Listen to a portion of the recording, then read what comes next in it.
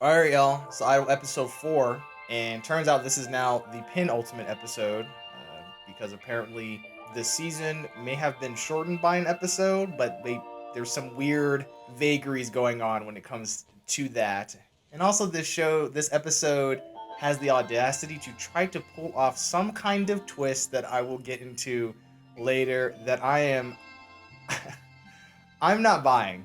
I'm not buying it, but let's get into it. So basically, the way this episode worked is that Destiny has run a background check on Tedros, and it turns out his real name is Mauricio Costello Jackson.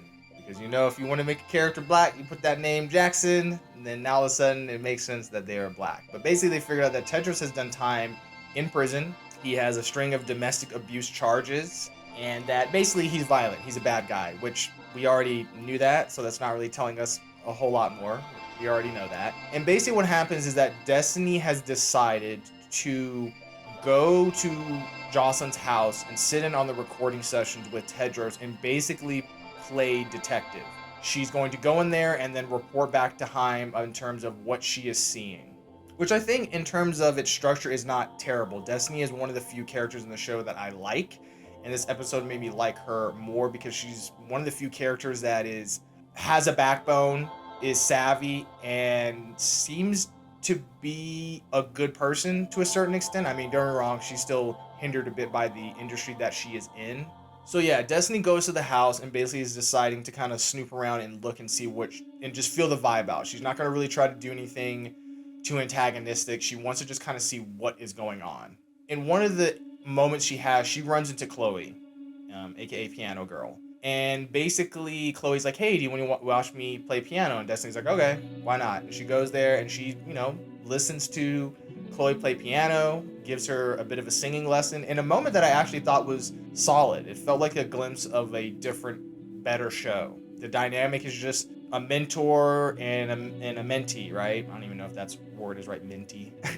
But basically, during this conversation, Destiny tries to ask Chloe some information in terms of like, how did you link up with Tedros? And Chloe reveals that she was previously a drug addict and that Tedros found her and saved her life.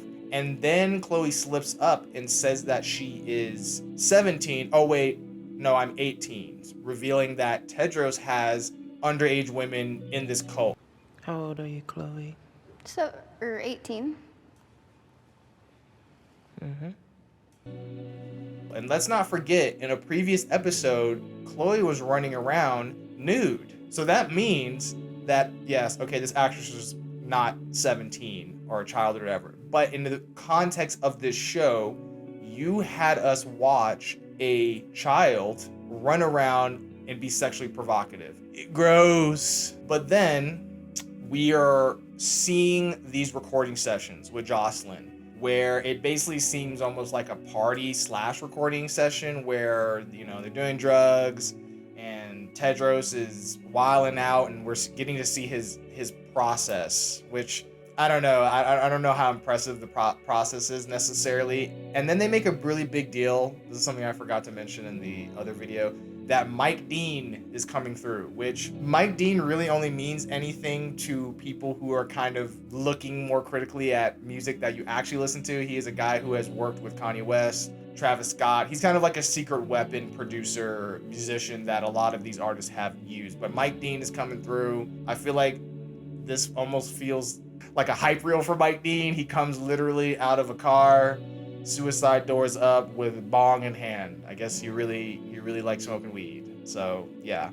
So we're in this recording session and they're recording these hit songs. And during this session, Joss is writing lyrics that basically is showing the state of her mind of she trusts Tedros, she doesn't want to think for herself, she trusts him to basically think and act for her. So basically showing that she's dependent on him and it is toxic. And you have it where Tedros during these sessions is starting to go at Leah more. He's telling her to be quiet, shut up. And I'm not really surprised because Leah is one of the only people who is pushing back against him. To the point that during another scene where she's listing off to Tedros sort of Jocelyn's itinerary, he keeps canceling everything. And then one of the things he cancels is the fact that Jocelyn and Leia were collaborating on this makeup line together. not a bad idea for Leia and for Jocelyn to a certain extent of, hey, diversify your income, make new stuff.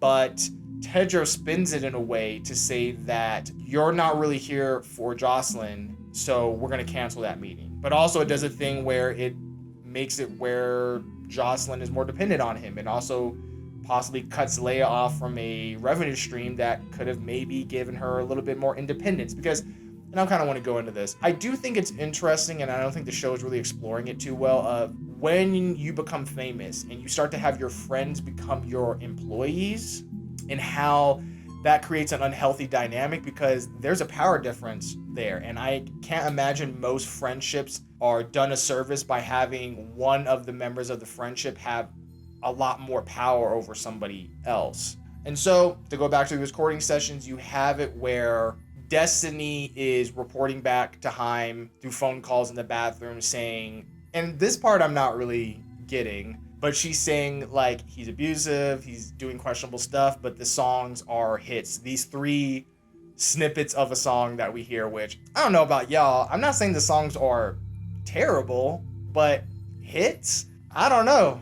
If that's what a hit is, The World of the Idol has a much lower bar for what is considered a pop song. But the most notable moment during these recording sessions is a moment where Destiny, because apparently she can sing, this was revealed in a moment with Chloe where she gives Chloe some vocal tips. She doesn't give too much pushback on the song, but just tells Jocelyn, hey, there's a particular part that I'm not really feeling anything from you. I need to get more feeling from you.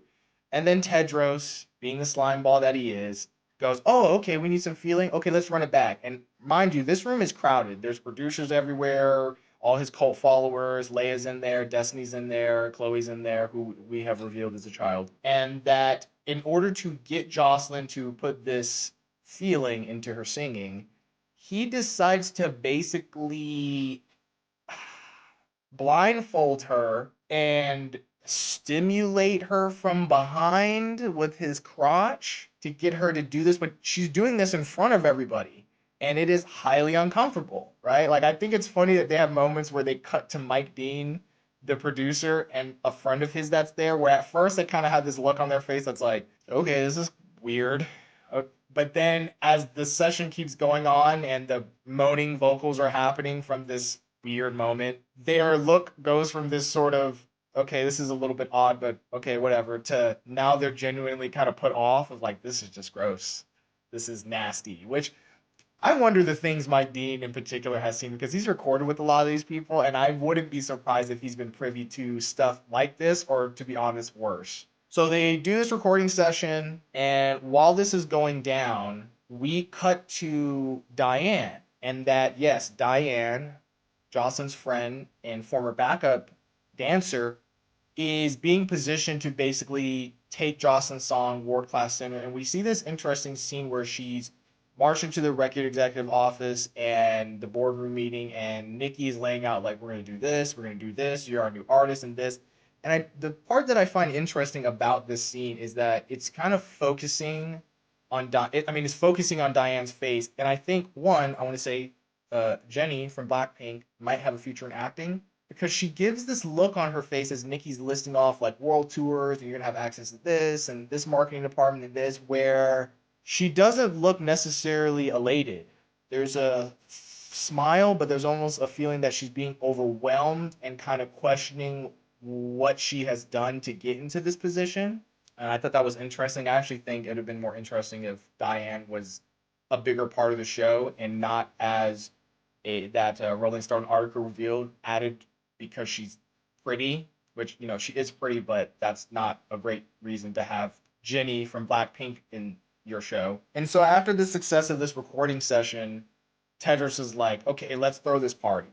And they throw this big celebratory party, and it's debaucherous or whatever. It's supposed to be shocking, and it feels like a parody of what you think a party like this would be. But another thing that has gone down is that before this party has happened, Xander is staying there, and Xander's taking a shower and he's singing.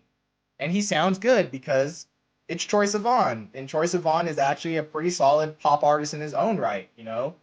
And Tedros, being a creep, comes into the shower and listens to Xander, and then does this moment that further convinces me that the Weeknd is definitely a horror movie fan, for sure. I think anybody paying attention to his career knows that this guy, he likes horror movies. And scares the crap out of Xander and says a piece of dialogue that is just gross. Fucking shit.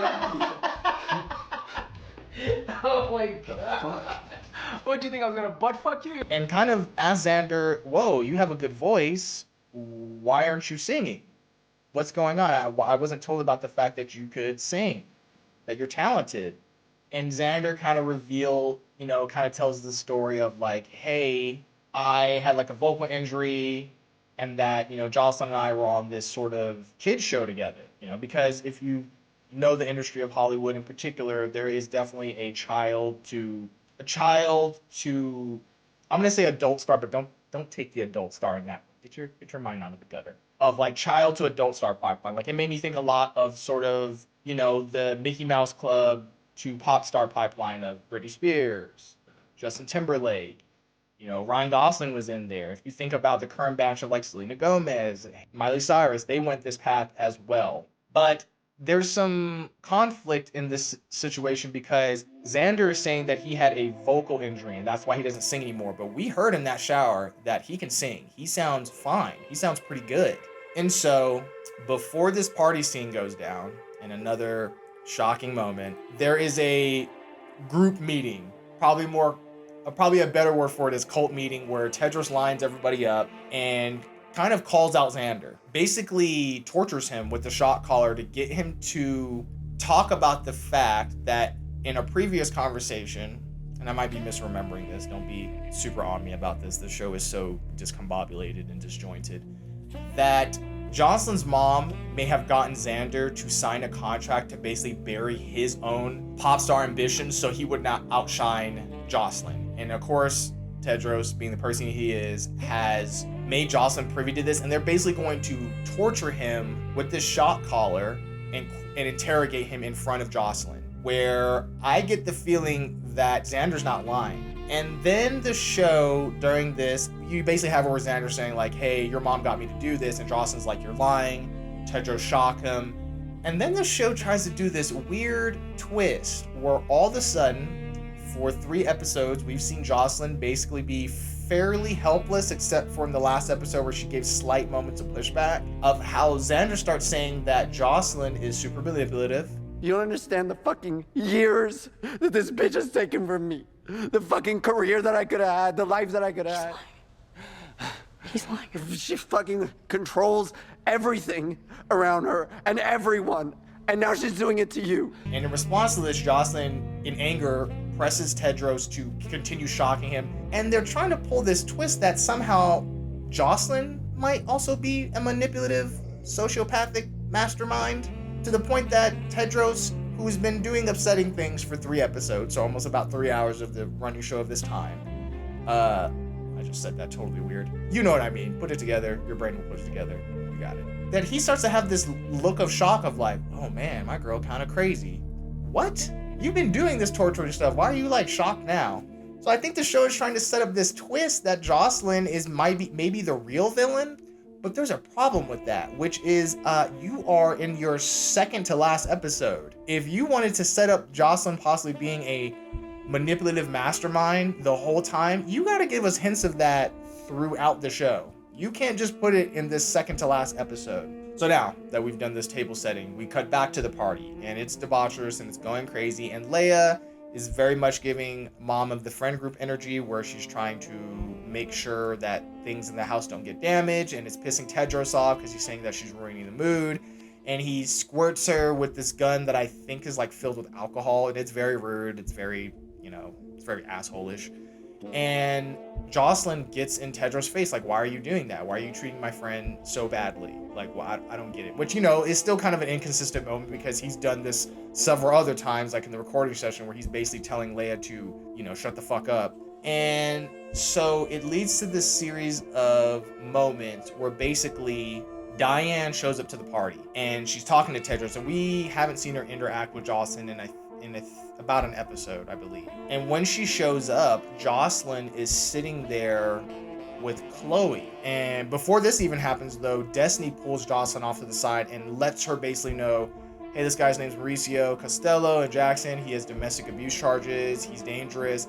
And Jocelyn reveals that Tedros seemingly told her, but maybe told her a version of this that wasn't, I mean, I guess not as disturbing, but even as she lays out these details, it's like, are you listening to what you're saying? He seems like he's told you pretty straight up. I guess you're just really taking this tact of, yeah, he did that, but he won't do that to me, even though he's been choking me and doing inappropriate things with me. But I'm different.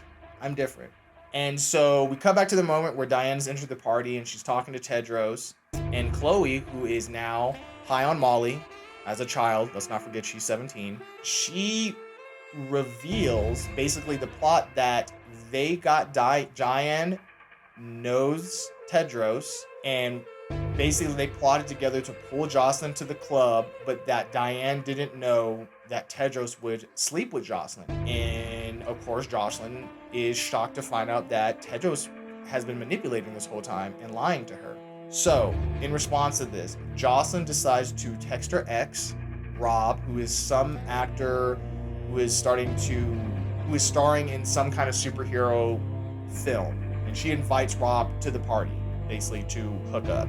So Rob shows up to this party and Tedros runs into him. And this is a moment where The Weeknd, where I want to say this right now with The Weeknd, I don't think The Weeknd is the worst actor, right? I think he has an interesting face.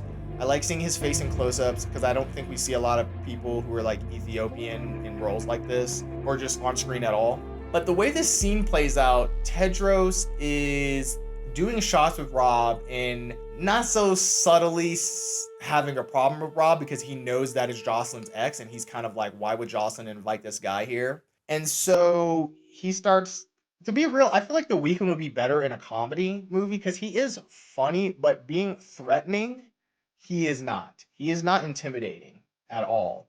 And so what ends up happening is Jocelyn and Rob go upstairs and they proceed to hook up, but in a moment where we're kind of getting a little bit more backstory on Jocelyn and her relationship with Rob. You know, I think the way Rob was sort of set up at the beginning, and they did not do this particularly well, he apparently is where that photo came from at the beginning of the show, that leaked photo of Jocelyn, and we're kind of made to think that Rob is like not a great guy. But when Jocelyn and Rob are upstairs in the bedroom, he's trying to figure out what is going on. He's like, hey, I tried to text you, you keep ghosting me, Leia keeps saying you're busy, you know, and then she's like, oh, you cheated on me, and he was like, hold on, you were the one who was like saying for me to take this role, and kind of revealing that she was pushing him away, and that, oh, this is another thing that happened. Sorry, this episode is so all over the place and I'm slowly remembering certain things.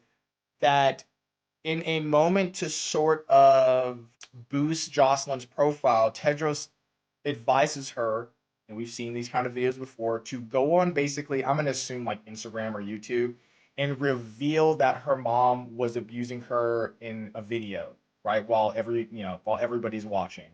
And apparently Rob has seen this video now and goes, why did you never tell me that your mom was doing that? We were dating and you never said anything to me, right? So it's kind of showing that Jocelyn was not quite maybe the character that we thought she was, but to be honest, it doesn't really work because you can't wait to spring this kind of information on us in the second to last episode. But Rob and Jocelyn proceed to hook up very loudly to the point that Tedros can hear it and is crying on the stairs, which good for him. I don't like you, Tedros. You're a piece of shit.